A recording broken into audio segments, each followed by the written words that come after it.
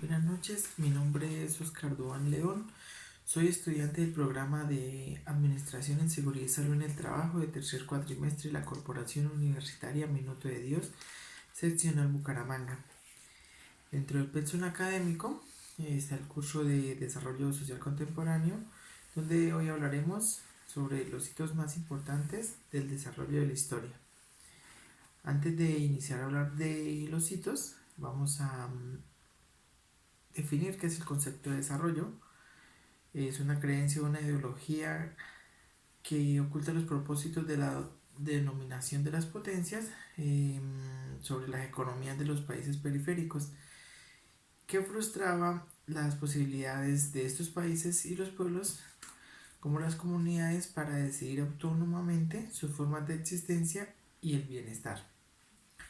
Uno de los hitos más importantes de la historia fue el Tratado de Tordesillas, celebrado en 1533 entre las monarquías de España y Portugal, concedido mediante una bula del Papa Alejandro VI, que arrancó con la construcción de las periferias. A través de tal documento se formalizó el reparto y la conexión al Nuevo Mundo. Durante los periodos de la conquista y la colonia, los territorios conquistados se transformaron en periferias, en un centro o, como comúnmente se les conoció, una metrópoli. Hay un segundo tratado que, al final de la Primera Guerra Mundial se llevó y se celebró un pacto de equilibrio de poderes entre las potencias vencedoras. En 1919 se conoció como el Tratado de Versalles. Además de ser una formalización jurídica del imperialismo, el discurso y la denominación sobre la supuesta misión civilizatoria del occidente sobre los pueblos atrasados y los pueblos salvajes.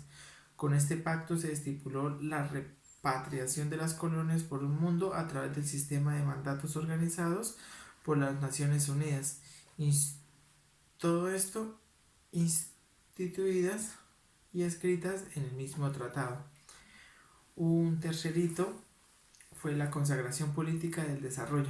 Con el ascenso de los nazistas, pronto se desmoronaron los desequilibrios de poderes y lograron, con el Tratado de Versalles, tras la Segunda Guerra Mundial y la transformación de las operaciones en un nuevo mundo.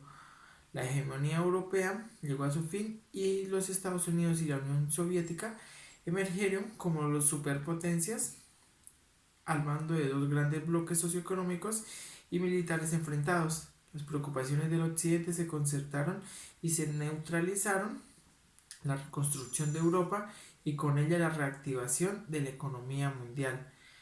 Se acometieron tras las tareas inmediatas. Para hablar de un cuarto hito,